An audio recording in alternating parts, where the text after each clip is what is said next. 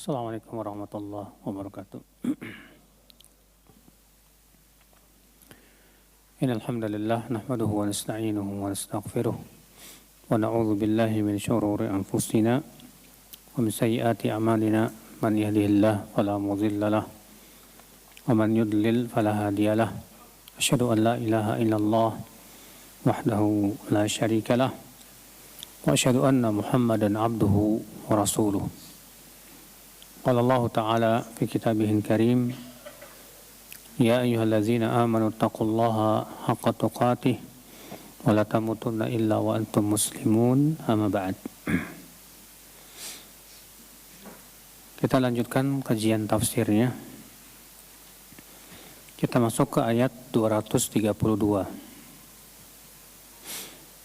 Allah Ta'ala berfirman, masih membahas tentang masalah talak ya. Wa idza talaqtumun nisaa fabalaghna ajalahunna fala ta'dhuluhunna an yankihna azwajahunna idza taradaw bainahum bil ma'ruf dzalika yu'adhu bihi man kana minkum yu'minu billahi wal yawmil akhir dzalikum azka lakum wa athhar wallahu ya'lamu wa antum la ta'lamun. Dan apabila kalian mentalak, menceraikan istri-istri kalian, dan para istri atau para wanita yang ditalak itu telah selesai iddahnya, telah selesai apa? Masa iddahnya, maka janganlah kalian melarang mereka,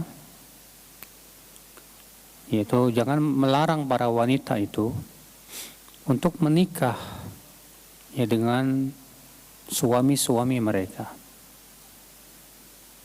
Idza taradaw bainahum bil ma'ruf, apabila mereka semua ridha di antara mereka dengan cara yang ma'ruf. Dzalika yu'adzu bih man kana minkum yu'minu billahi wal yawmil akhir. Yang demikian itu yu'adzu bihi man kana minkum yu'minu billahi wal yawmil akhir. Jadikan peringatan bagi orang yang beriman di antara kalian kepada Allah dan kehidupan akhirat. Dzalikum azka lakum wa athhar. Yang demikian itu lebih suci untuk kalian dan lebih bersih. Allahu ya'lamu wa antum la ta'lamun. Dan Allah Maha tahu sedangkan kalian tidak tahu. Di sini Allah Subhanahu wa taala ya menyebutkan bahwa apabila para istri telah selesai dari masa iddahnya, maka janganlah kalian di sini ada dua makna. Ada dua pendapat. Pendapat yang pertama, yang dimaksud di sini itu walinya wanita. Maka janganlah kalian wahai para wali, entah itu ayahnya ya atau ayahnya tidak ada, misalnya pamannya, janganlah mencegah para wanita itu untuk menikah lagi. Jadi kalau si wanita ini sudah dicerai dan sudah selesai masa iddahnya, maka wali-walinya itu tidak boleh melarang ya wanita tersebut untuk apa? Menikah.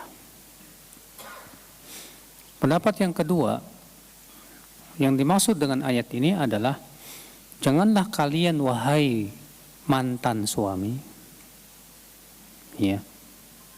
Khitab ini untuk para mantan siapa? Suami, karena di masyarakat jahiliyah terdahulu, Pak. Mohon HP-nya di silent ya. Karena di masyarakat jahiliyah dahulu, kalau ada seorang laki-laki menceraikan istrinya, maka dia tidak ridho istrinya dinikahi oleh laki-laki manapun juga. Artinya mantan istrinya itu ya tidak ridho dia dinikahi oleh laki-laki manapun juga. Maka ia melarang setiap laki-laki untuk menikahi wanita tersebut yang merupakan mantan istrinya. Maka Allah Subhanahu wa taala ya melarang kaum muslimin untuk melakukan seperti orang-orang musyrikin. Ini dua pendapat, ya. Walaupun kata Syekh Utsaimin rahimahullah pendapat yang pertama itu yang paling kuat. Namun tidak menghalangi kalau ternyata ya makna ayat pun masuk padanya makna yang kedua. Apabila kalian wahai para suami telah mentalak istri-istri kalian, lalu kemudian mantan istri kalian telah selesai masa iddahnya, maka janganlah kalian, ya, baik wali maupun mantan suami, mencegah mereka untuk menikah dengan suami mereka. Apa maksudnya? Untuk menikah dengan suami mereka. Ini juga ada dua pendapat. Pendapat yang pertama adalah artinya untuk kembali menikah dengan mantan suaminya. Kalau memang talaknya itu masih talak apa? 1 dan 2. Karena kan sudah pernah kita sebutkan ya bahwa talak 1 dan talak 2 itu disebut dengan talak apa? Raj'i. Nah, kalau seorang istri ditalak oleh suaminya talak 1, masa iddahnya berapa? Masa iddahnya berapa? Hah? Betul, 3 kali haid, bukan 3 bulan ya. Ya, orang yang mengatakan 3 bulan salah. 3 kali haid. Karena wanita itu haidnya belum tentu sebulan sekali, Pak. Ada wanita haidnya 2 bulan sekali terkadang. Bahkan ada wanita yang haidnya sebulan 2 kali. Jadi yang menentukan masa iddah itu apa? Haid. Kecuali sudah saya jelaskan wanita yang sudah menopause, yang sudah tidak haid, maka masa iddahnya baru 3 bulan. Ya, jadi bedakan ya antara wanita yang masih haid dengan wanita yang apa? Menopause. Nah, kalau wanita yang masih haid, masa iddahnya itu 3 kali haid. Kalau memang khilaf para ulama tentang makna salah satu quru yang sudah pernah kita bahas kemarin. Apakah salah satu quru itu maksudnya 3 kali haid atau 3 kali bersih? Iya. Dan sudah pernah kita sebutkan bahwa pendapat yang paling kuat adalah 3 kali haid. Maka janganlah kalian para wali-wali melarang wanita tersebut untuk menikah kembali dengan mantan suaminya. Artinya ketika telah selesai masa iddah, otomatis talak bain sugro apa kubro? Hah? Talak bain ada dua loh. Ada talak bain sugro, ada talak bain apa? Kubro. Apa bedanya? Iya, kalau sugro itu adalah wanita yang sudah ditalak 1 dan 2 lalu selesai masa iddahnya. Maka pada waktu itu dia bukan istrinya lagi. Tapi kalau misalnya mau balik lagi nih suami istri masih boleh. Dengan syarat apa? Akad baru dan mahar yang baru. Kalau talak bain kubro apa Pak? Sudah talak 3. Maka tidak boleh si suami menikah dengan istrinya sampai si istri ini menikah dengan laki-laki apa? Lain, dan sampai dia dicerai oleh suaminya yang kedua dengan sukarela. Bukan karena ada kong kali kong. Ya. Paham tidak ya akhwat Islam? Nah, kalau misalnya si istri ditalak 1 dan 2 dan selesai iddahnya, otomatis talak bain sugro. Talak bain sudah. Nah, kemudian mereka menyesal. Mereka ingin kembali. Maka boleh ya si suami maupun istri kembali lagi untuk menikah dengan akad baru dan mahar baru. Maka Allah mengatakan janganlah kalian wahai para wali melarang para wanita ini untuk menikah lagi dengan mantan suaminya. Ini makna yang pertama. Atau makna yang kedua, fala ta'dhuluhunna ay yankihna azwajahunna. Artinya, kata Syekh Utsaimin, calon suami. Apa? calon suami. Artinya ketika wanita ini telah dicerai oleh suami yang pertama dan telah selesai masa iddah, maka janganlah kalian melarang para wanita ini untuk menikah dengan para calon suami dia, dengan calon suaminya. Ya.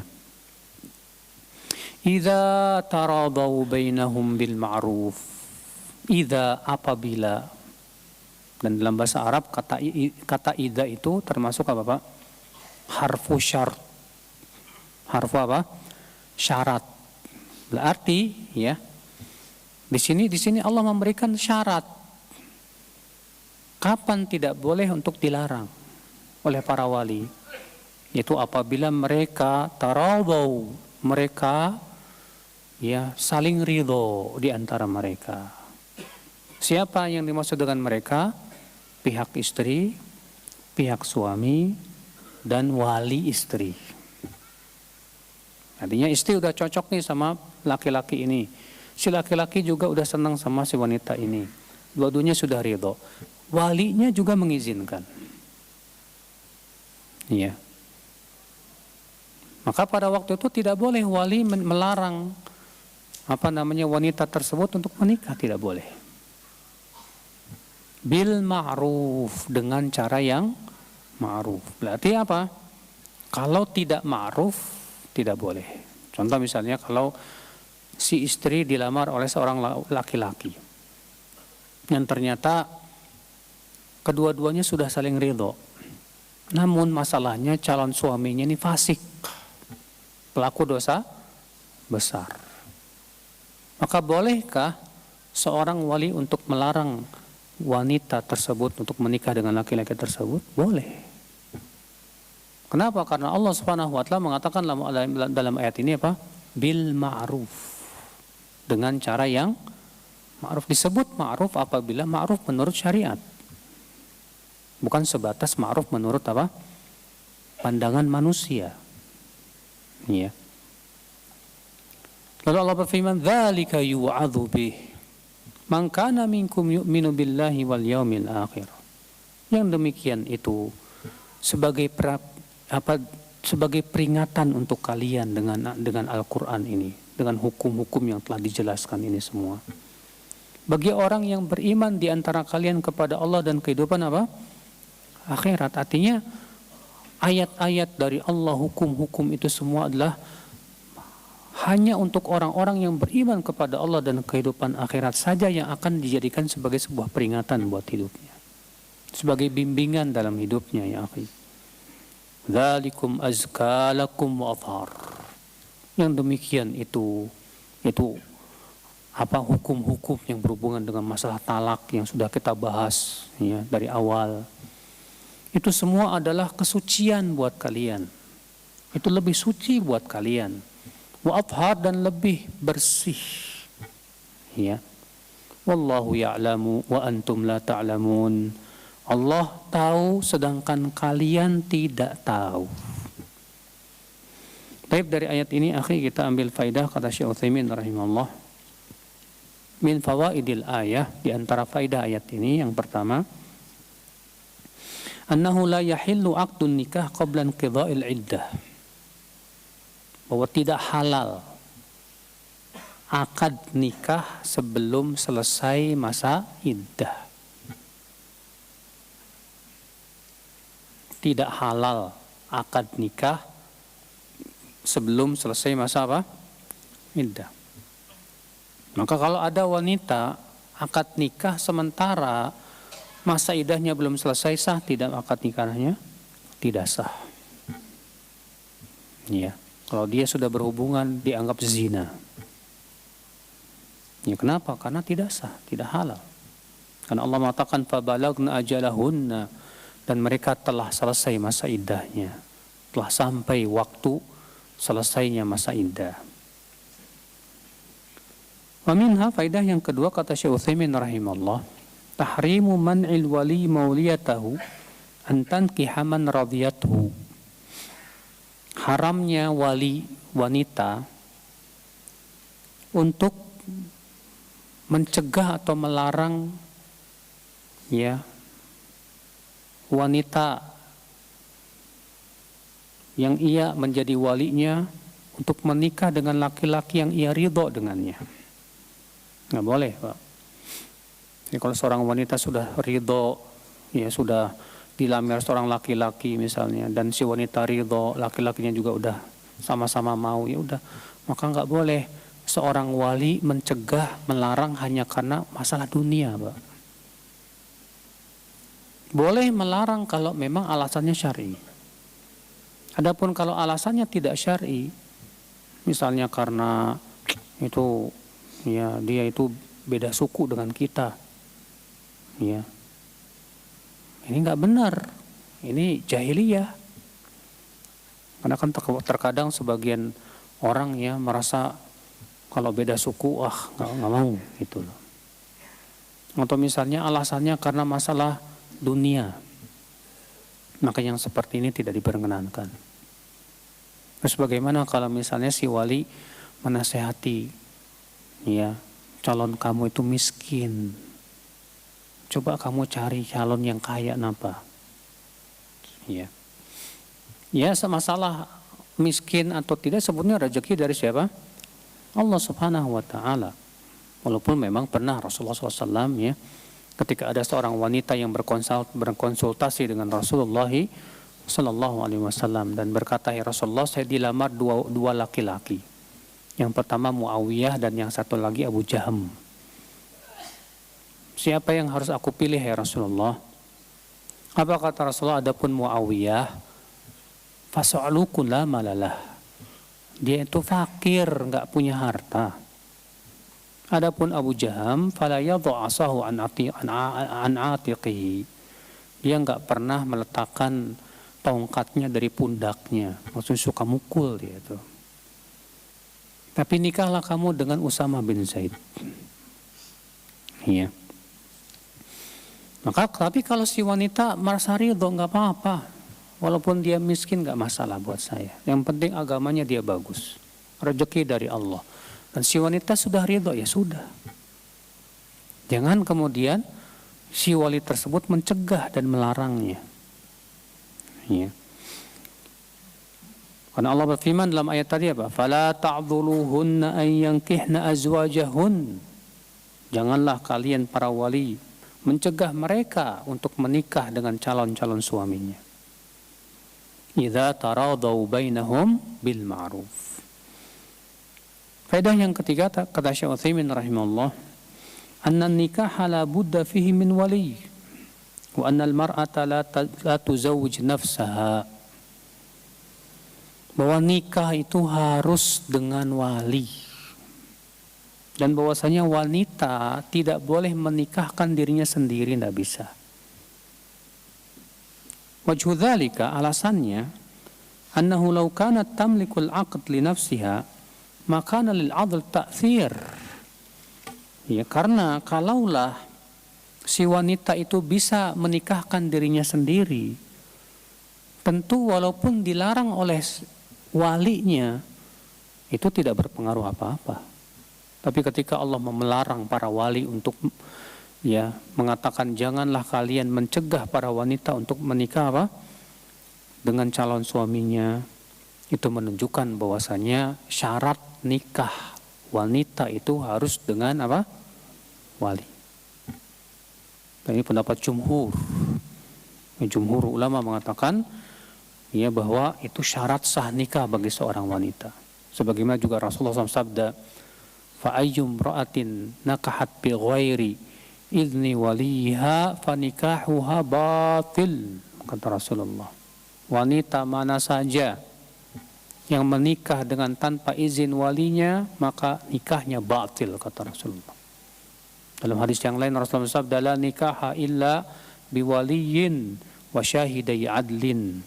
Tidak sah nikah kecuali dengan wali dan dua saksi yang adil. Iya. Ada pendapat yang lain, ada pendapat Abu Hanifah. Abu Hanifah mengatakan boleh seorang wanita menikahkan dirinya, nggak masalah. Tanpa wali nggak masalah, kata Abu Hanifah. Alasannya, kata Abu Hanifah, dikiaskan kepada akad jual beli. Sebagaimana wanita boleh berjual beli sendirian, maka dia boleh menikahkan dirinya sendiri tanpa izin wali. Tapi ini pendapat batil, Pak. Kenapa? Karena pendapat ini jelas bertabrakan dengan ayat dan hadis Nabi Shallallahu Alaihi Wasallam. Bahkan akhul Islam, pendapat Abu Hanifah ini bisa menjadi apa, Pak? Pintu buat para pelacur nih, Pak. Saya sudah menikahkan diri saya sendiri kok. Ya. Tanpa wali, kan kata Abu Hanifah nggak pakai wali nggak masalah. Maka kita katakan tidak. Ya. Yang kita jadikan parameter itu dalil, bukan pendapat ulama.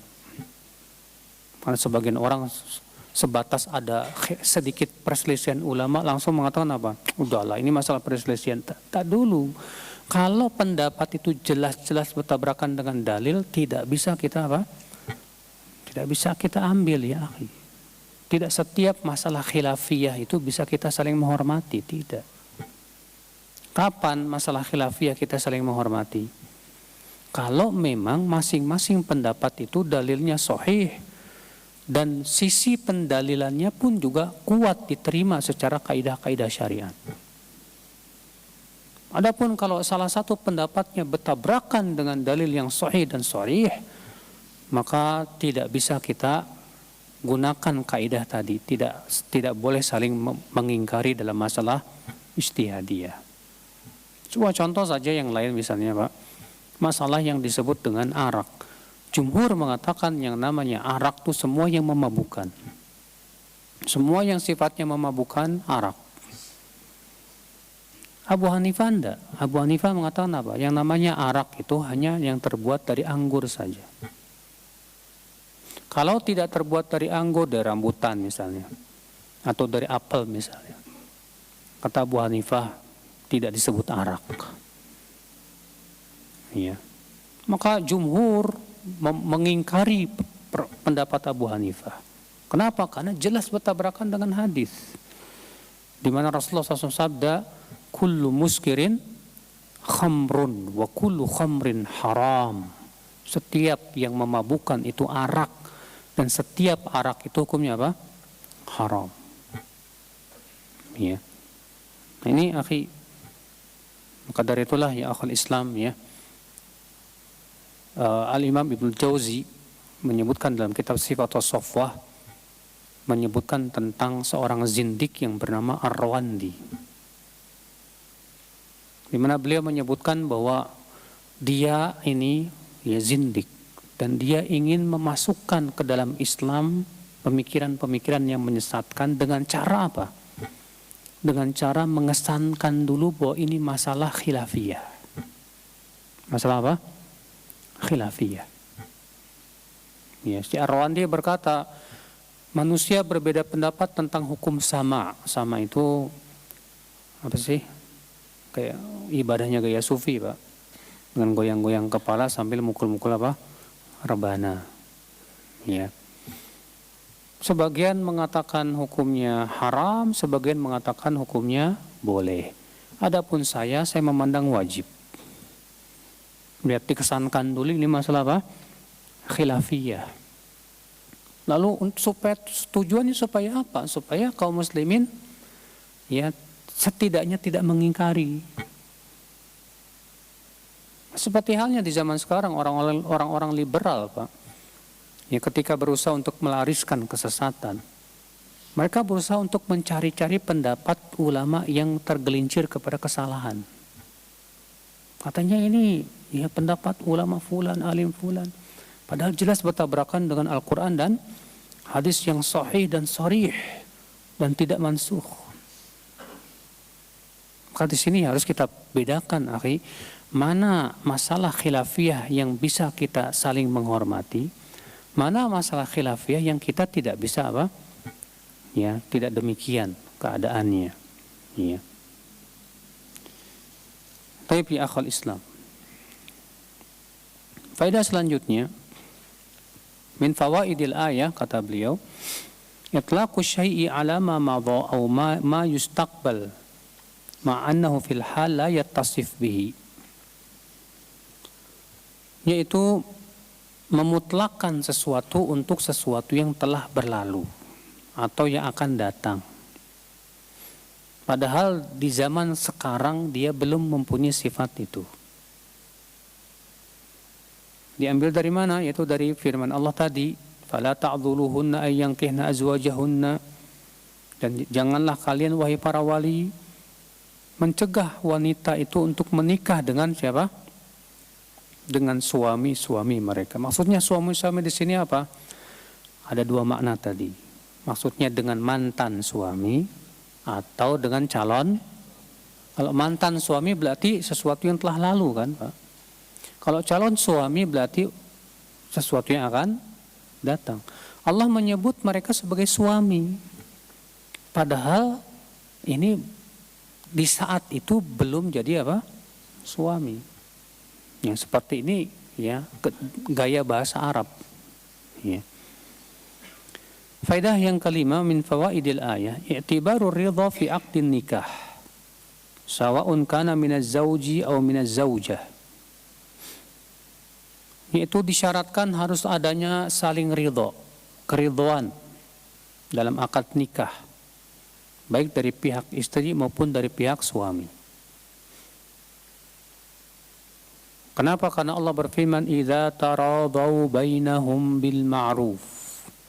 Apabila mereka saling ridha, ya di antara mereka dengan cara yang ma'ruf.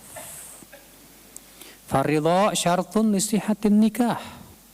Berarti kata beliau, atas dasar ayat ini berarti ridha itu adalah syarat sah nikah. Sawa'un akanatil mar'ah bikran aw thayyiban, baik wanita ini perawan maupun janda. Sawa'un akanal waliyu abaha am ghairuhu, baik walinya itu ayahnya ataupun yang lainnya. Alal qauli rajih, atas pendapat yang paling rajih. Ya.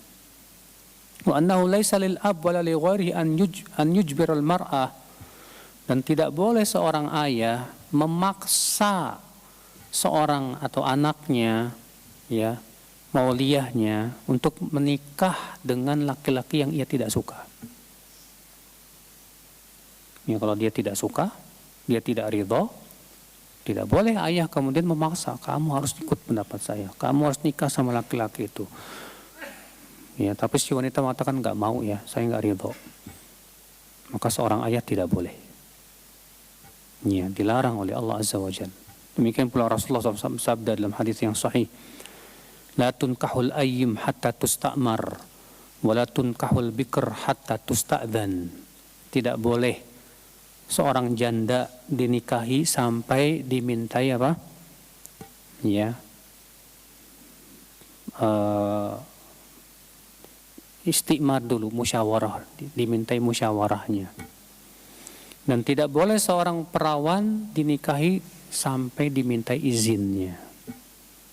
Jadi kalau dia tidak mengizinkan, jangan, tidak boleh. Ya. Lalu para sahabat bertanya, wahai Rasulullah, bagaimana izinnya para perawan, wahai Rasulullah? Karena di zaman Rasulullah itu perawannya betul-betul pemalu, Pak. Apa kata Rasulullah SAW? Izinnya dengan diam.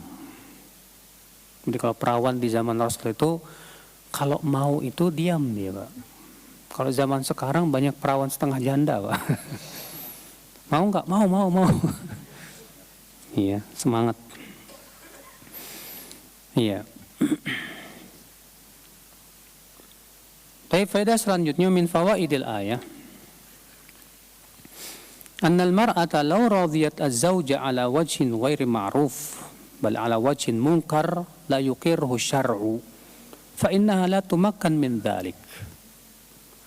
Bahwasanya seorang wanita kalau dia ridho dengan calon suami, namun dengan cara yang tidak baik, artinya sesuatu yang tidak sesuai dengan syariat, maka seorang wali boleh melarang atau mencegah si wanita tersebut untuk menikah dengan laki-laki tersebut. Ya. Walau annal mar'ata radiyat hadzal khatib li fisqihi wa insilahihi min ad-din wa illam yasil ila haddil kufr faliwaliha an yamna'aha. Kalau ternyata si wanita ridho terhadap laki-laki ini, padahal laki-laki ini fasik. Fasik itu apa sih, Pak? Fasik itu pelaku dosa besar. Ya. Atau ternyata si laki-laki ini sudah murtad dari agama Islam. Maka pada waktu itu wali berhak melarang, mencegah, tak boleh, tak bisa.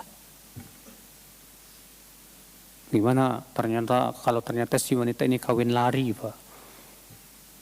Iya, kawin apa?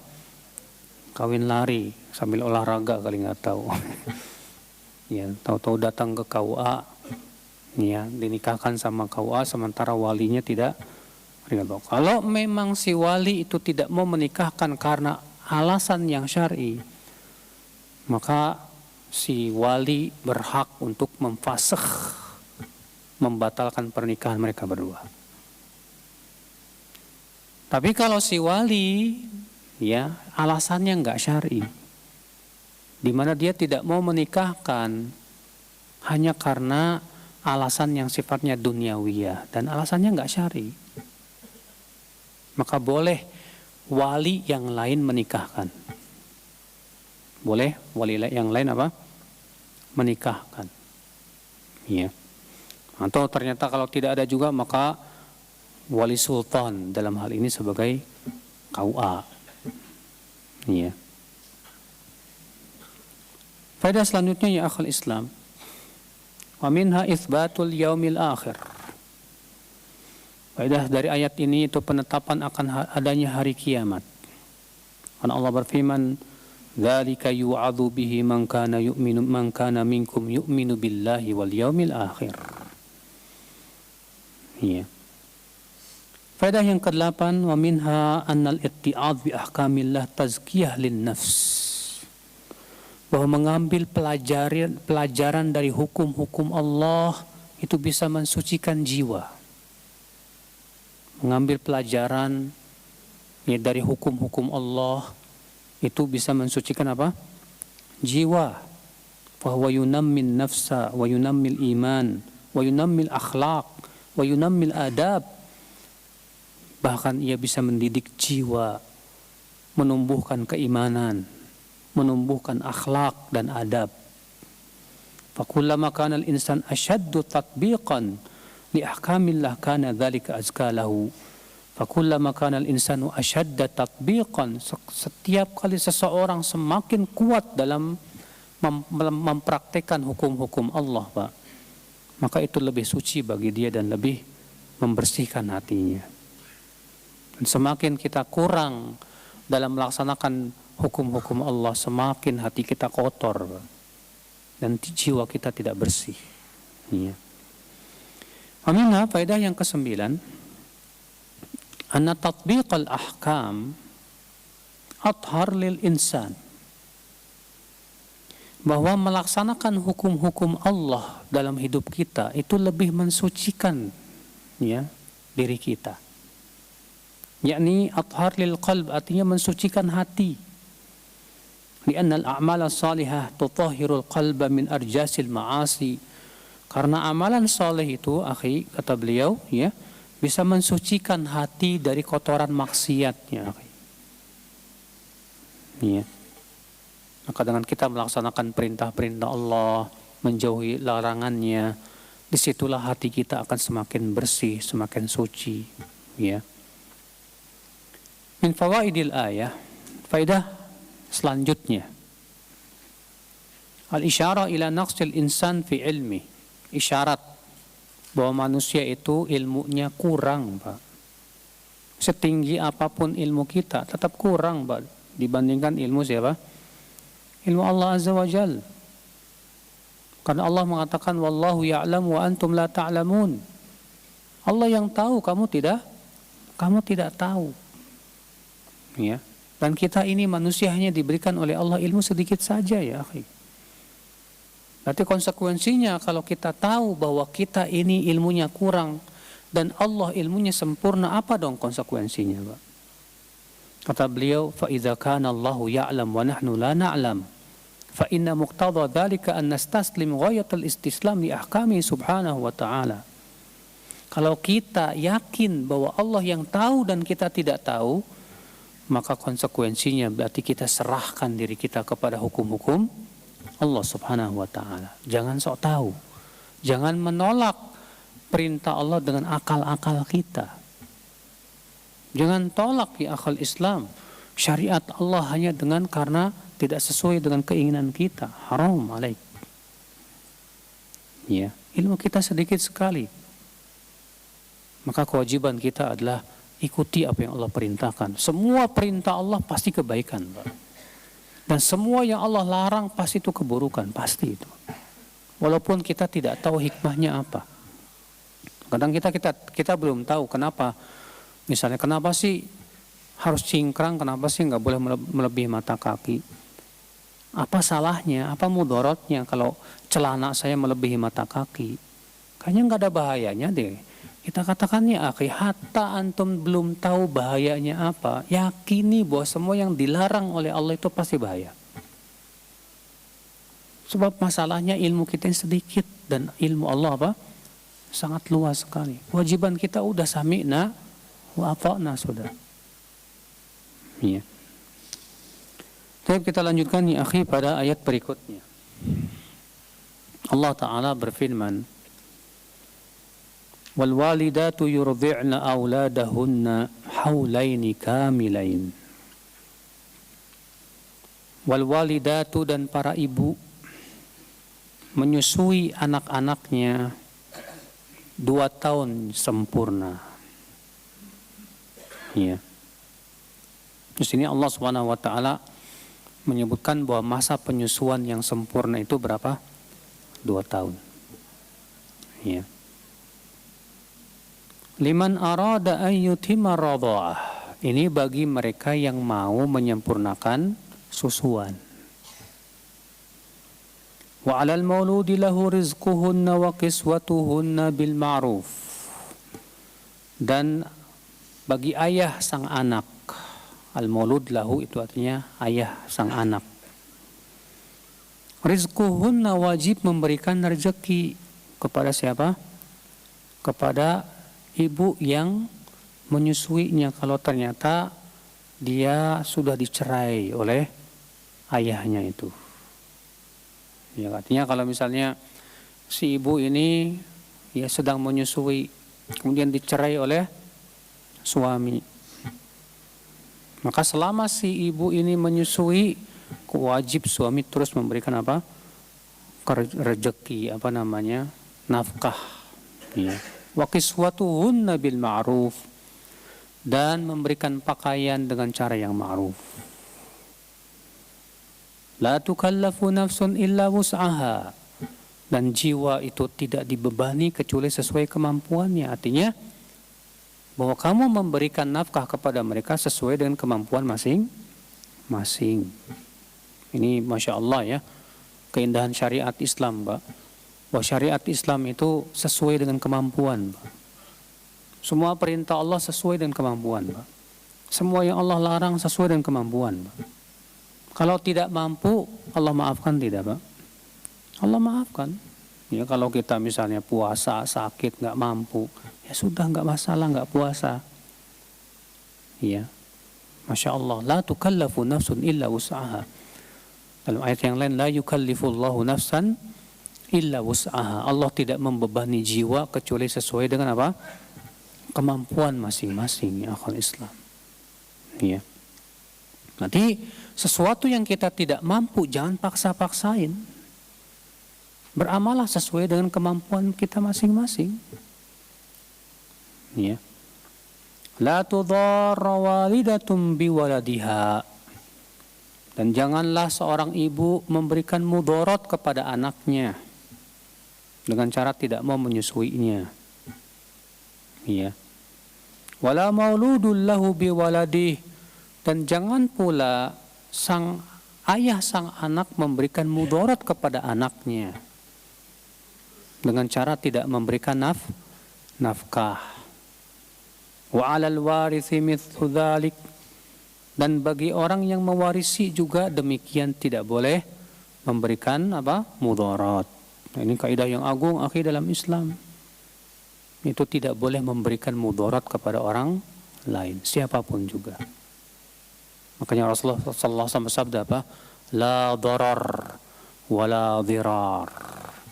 Tidak boleh memberikan mudarat kepada orang lain dan tidak boleh membalas mudarat dengan mudarat. Maka dalam Islam memberikan mudarat kepada orang lain haram, apapun bentuknya, Pak. Ya, semua yang sifatnya mudarat haram dalam Islam. Ya. Contoh misalnya rokok. Kalau antum cari dalil haramnya rokok, rokok haram misalnya, tidak ada dalam Al-Quran dan hadis. Namun kaidahnya ada dalam Al-Quran dan hadis. Di antaranya ayat ini, di mana Allah Subhanahu wa taala melarang memberikan mudarat kepada orang lain, dan rokok jelas mudarat. Ya. Saya pernah ngobrol sama si perokok ya. Dia bilang apa kata dia? Bukankah hak untuk mengharamkan dan menghalalkan itu hanya Allah? Anda tidak berhak untuk mengharamkan. Ya. Mana dalil dari Al-Quran dan hadis katanya bahwasanya rokok itu haram? Rupanya yang dia pengenkan adalah lafaz ayatnya, rokok itu haram. Ya. Atau hadis Rasulullah mengatakan jangan merokok, itu yang dia pengenkan, Pak. Makanya saya tanya kepada dia, kalau begitu saya mau kasih makan antum kelabang, mau nggak? Kenapa? Antum mau nggak makan kelabang? Itu kan bahaya. Oke, ada nggak dalilnya dari Al-Quran dan hadis jangan makan kelabang? Ya nggak ada, tapi kan itu bahaya. Toib rokok juga sama bahaya. Kaidahnya jelas ada dalam Al-Quran dan hadis. Larangan untuk memberikan apa? Mudarat kepada manusia. Ya akal Islam azani Allah wa yakum. Tapi kalau yang menelurkan fatwa ngerokoknya tukang ngerokok juga ya susah, Pak. Berfatwa sambil ngerokok. Ya nggak mungkin haram lah. Ya. Gak mungkin haram, saudaraku sekalian, kalau yang berfatwanya tukang merokok juga. Fa'allahul musta'an. Ini kaidah yang agung ya. Semua yang sifatnya memberikan mudarat dalam Islam apa? Haram. Antum punya pohon. Pohon antum masuk ke rumah tetangga orang. Akhirnya pohon antum bikin kotor dan yang lainnya. Haram alaik. Maka antum wajib menebang bagian pohon yang mengganggu tetangga. Kalau antum tidak menebang, maka tetangga dalam Islam boleh menebangnya. Kenapa? Karena itu hak dia. Kalau orang nggak paham masalah ini, Pak, berantem. Ini kan pohon saya. Yang satu bilang, ini tanah saya. Ya. Makanya berantem. Dalam Islam ada jelas kok hukum-hukumnya. Ikhwatul Islam, ya. Kita lanjutkan. Fa in arada fisalan an taradhim minhuma wa tashawurin fala junaha alaihima. Dan apabila keduanya menginginkan fisal itu artinya fitom. Fitom itu artinya tidak melanjutkan susuan, tidak menyempurnakan sampai 2 tahun.